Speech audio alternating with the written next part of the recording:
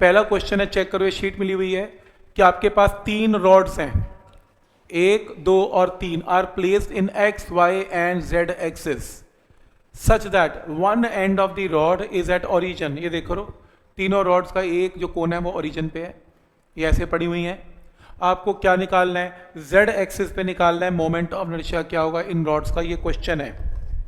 Rule number 1, ये आपका एक एक्सिस है, ये एक और एक एक्सिस है, ये फिगर है, कैसे फिगर है, मान लो 3 एक्सिस हैं, 3 रॉड्स हैं, ये मान लो जेड एक्सिस है, इस पे निकालना है जो रॉड बाहर आ रही है, इसके अबाउट निकालना है। तो रूल नंबर 1 बताओ, अगर कोई एक्सिस इस रॉड में से पास करेगा उसको कंट्रीब्यूशन क्या है, 0। 0 छोड़ दें, 0। ये रॉड इस रॉड के लिए क्या कर रही है, टेंजेंट, इस रॉड के लिए टेंजेंट, तो टेंजेंट का कंट्रीब्यूशन ml²/3। इस रॉड के लिए भी ये क्या है, ये क्या है, टेंजेंट, तो ml²/3।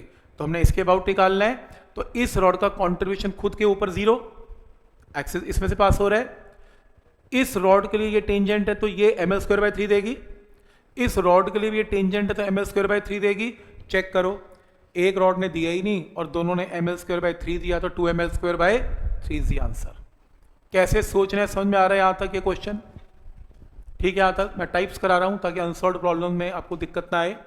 ये क्वेश्चन करना नहीं है, रेडियस ऑफ गायरेशन जहाँ तुम्हें देखेगा PYQ में रेडियस ऑफ गायरेशन, ये अगली बार करेंगे, तो ये अभी आज नहीं होगा आपसे, तो ये क्वेश्चन अभी नहीं करना, रेडियस ऑफ गायरेशन नहीं करना। ये देखो, एक फिगर है, मान लो सॉलिड स्फीयर है, सॉलिड स्फीयर का एक्सिस कहां से पास कर रहा है, parallel to the diameter of solid sphere. तो पहले मुझे एक बात बताओ, फिगर क्या बनेगी, ये सॉलिड स्फीयर का 2/5 mr² है और ये एक्सिस पैरेलल है, और ये पैरेलल है और कितनी दूरी पे है, x। फिगर क्लियर है, x दूरी पे ये एक एक्सिस है, तो इस एक्सिस पे moment of inertia theorem of parallel axis से क्या बनेगा, 2/5 mr² प्लस mx²। वो कह रहे ग्राफ प्लॉट करो किसका, I वर्सेस x का। पहला मेरा क्वेश्चन है, क्या ग्राफ स्ट्रेट लाइन बन सकता है? नहीं, मैथ वाले फटाफट बोले नहीं, क्योंकि I प्रोपोर्शनल टू x नहीं है, तो स्ट्रेट लाइन नहीं बन सकता, तो 2 ऑप्शन तो गए। पैराबोला बनेगा क्योंकि I जो है प्रोपोर्शनल टू x² है। अब ये बताओ, अगर x 0 है, क्या I भी 0 होगा? नहीं होगा, तो मैं x को 0 पुट करके देखो, तो I की मिनिमम वैल्यू क्या है, 2/5 mr²। ये नहीं बन सकता क्योंकि x = 0 पे I की वैल्यू को क्या कर रहा है, 0, तो ये बनेगा x 0 पे कुछ तो I होगा, this is the answer. Point समझ में आ रहा है कि कैसे सोचना है इस क्वेश्चन के बारे में? कोई डाउट इसमें?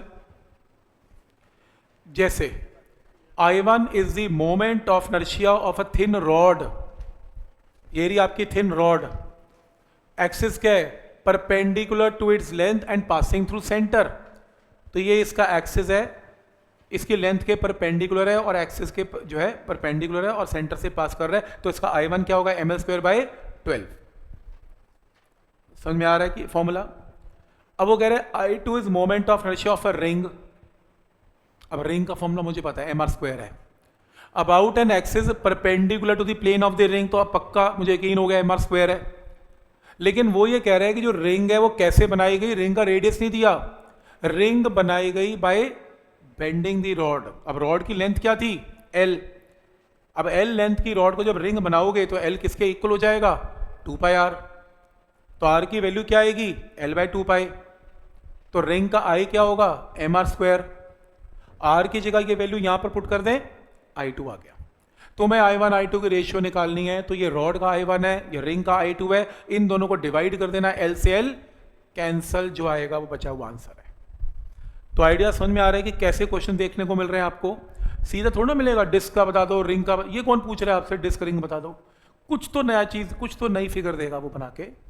तो आइडिया समझ में आ रहा है कि सोचना कैसे इन क्वेश्चंस को। जैसे rod is placed along line y = 2x, maths जानते हो, 10th क्लियर करके आए हो, y = 2x का हरे पेपर में ग्राफ आता है, y बनाओ x बनाओ तो स्ट्रेट लाइन बनता है, तो x यानी कि रॉड किस में पड़ी हुई है, xy प्लेन में पड़ी हुई है, तभी तो रॉड की इक्वेशन क्या y = 2x। वो कह रहा है कि moment of inertia of the rod maximum कहां होगा, तो अगर ये रॉड मेरे हाथ पे एक्स वाई प्लेन पे पड़ी हुई है तो आई मैक्सिमम कब होगा, जब कहाँ से पास, ऐसे ऐसे तो जीरो हो जाएगा, जब कहाँ से पास करेगा, इस रॉड के परपेंडिकुलर, ml² / 12 या ml²/3। तो यानी कि तीसरा एक्सिस कहाँ से पास होना चाहिए, z एक्सिस से। तो आंसर z एक्सिस है। रॉड के अलॉन्ग तो आएगा ही नहीं सही, परपेंडिकुलर सही आएगा। हिट एंड ट्रायल है टोटली। देखो वो कह रहा है एक ABC राइट एंगल ट्राइंगल है, राइट एंगल ट्राइंगल है सच दैट AB की लंबाई BC से बड़ी है, AB बड़ा है और BC छोटा है। अगर मैं मोमेंट ऑफ इनर्शिया की वैल्यू निकालूं अलोंग AB, ये एक्सिस लूं, तो सोचो मैं m1 r1², m2 r2², m3 r3², m4 r4² सभी पार्टिकल का I यहां से निकालूंगा, तो मेरा आंसर क्या आता है, I1। और ऐसी अगर एक्सिस यहां से पास करूं, अब सभी पार्टिकल का डिस्टेंस यहां से निकालूं, m1 r1², m2 r2², m3 r3² करके क्या आंसर आता है, I2। और ऐसी ये एक्सिस है अगर, तो m1 r1², m2 r2² कर करके I3। तो क्वेश्चन है कौन बड़ा कौन छोटा, I1 I2 I3, ये बताओ। हिट एंड ट्रायल में फिर कह रहा हूं। सबसे पहले रूल नंबर 1, अगर मेरे को BC और AB कंपेयर करना है तो कितने लोगों को यह पता लग गया कि BC का मोमेंट ऑफ इनर्शिया बड़ा आएगा AB से। BC का क्यों बड़ा आएगा, क्योंकि AB बड़ा है, तो ये जो पार्टिकल है वो दूर दूर दूर जाएंगे। तो सोचो ना, अगर AB बड़ा है, AB बड़े होने का मतलब ये पार्टिकल दूर दूर दूर है, पार्टिकल जितने दूर है m1 r1², r1 बड़ा है, r2 बड़ा है, r3 बड़ा है, तो यानी कि मोमेंट इनर्शिया भी बड़ा आएगा। लेकिन अगर मैं एक्सिस ये लेता हूं तो ये पार्टिकल यहां से कम दूरी पे होंगे क्योंकि BC की लेंथ छोटी है। तो ये बात पक्की है कि I1 की वैल्यू I2 से तो क्या होने वाली है, छोटी। तो यानी कि जब मैं एक्सिस ये लूंगा तो मेरा I सबसे बड़ा आएगा क्योंकि पार्टिकल डिस्ट्रीब्यूशन दूर दूर है। तो I2 की वैल्यू हर हालत में क्या आएगी, सबसे बड़ी आएगी। तो I2 की जो वैल्यू है वो बड़ी आएगी, I2 की वैल्यू बड़ी आएगी। डन हो गया, क्लोज हो गया, डन हो गया। ठीक है, मैं बोला हिट एंड ट्रायल है, कुछ गिवन थोड़ी ना है इसमें, ना मेरे को फॉर्मूला आता है ट्रायंगल का, कुछ भी तो नहीं आता, बस 3 डिस्ट्रीब्यूशन से अंदाजे से ही मार्क करना है इसमें। इस टाइप की प्रॉब्लम कंफ्यूजन क्रिएट कर सकती है, ध्यान से देख लो, ध्यान से देखो। क्वेश्चन है एक स्क्वायर है, एक स्क्वायर में अगर एक्सिस डायगोनल के अलोंग है तो I2 है मोमेंट इनर्शिया, इस एक्सिस में I3 है, और ये साइड देख रहे हो इसके अलोंग I1 है। या I1 है या I2 या I3, आपको शक्ल देख के बताना है कौन बड़ा कौन छोटा और कौन किसके इक्वल। I1 सबसे बड़ा मानता हूं। I1 क्यों बड़ा, क्योंकि एक तो टिक मार्क कर रखा है, असल तो यही है यार, तो टिक मार्क किया हुआ है।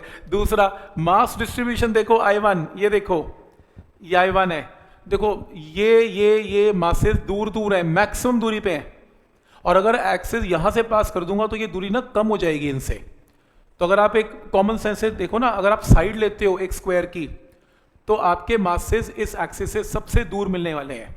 तो ये बात पक्की है कि I1 की वैल्यू सबसे बड़ी आएगी। तो I1 बड़ा है तो ये तो आंसर नहीं हो सकता, I1 बड़ा है तो ये तो आंसर नहीं हो सकता। 2 ऑप्शन हो सकते हैं।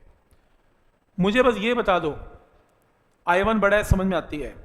ये एक और ऑप्शन में बोल रहा है I2 इक्वल टू I3, ये बराबर है। तुम्हें लग रहा है किसी भी हालत में ये बराबर होंगे, मतलब देखो सही, एक्सिस काफी क्लोज है, सिमेट्री भी नहीं है, लेकिन अभी भी बराबर है। प्रूव करके दिखा दो कैसे I2 I3 के बराबर सही है।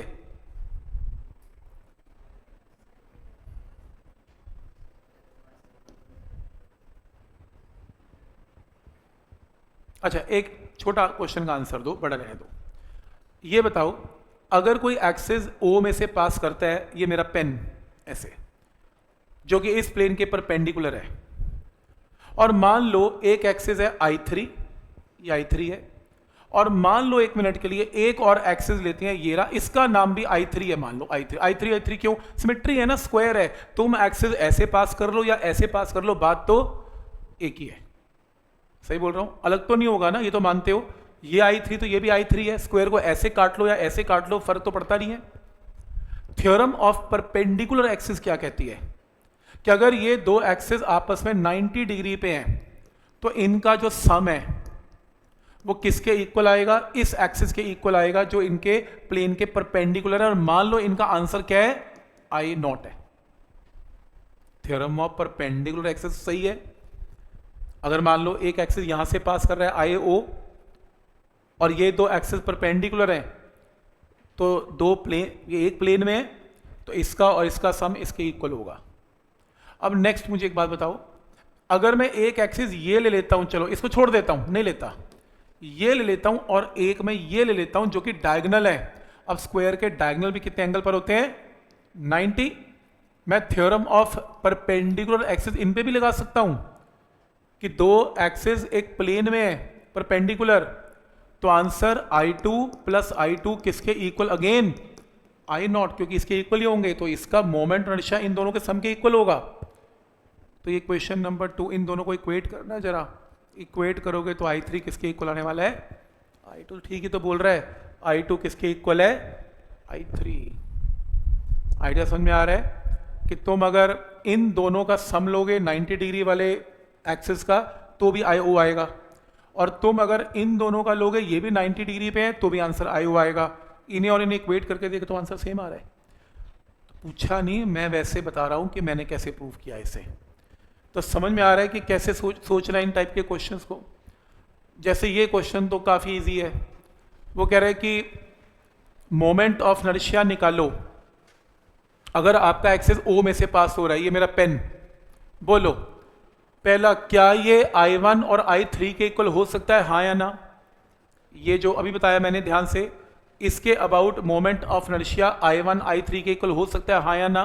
कितने लोग बोलते हैं हाँ, कितने बोलते हैं ना। नहीं हो सकता, क्योंकि डायगोनल 90 डिग्री पे होते ही नहीं रेक्टेंगल के, थ्योरम ऑफ परपेंडिकुलर एक्सिस लगेगी नहीं। तो कहाँ लगेगी, I4 और I2 पे, इसीलिए आंसर I2 प्लस I4 है। कंफ्यूज कर देगा, मैं बता रहा हूँ आपको लाइनें खींच खींच के।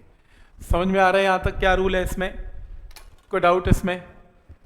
कंटिन्यू रखते हैं इस टाइप की प्रॉब्लम्स।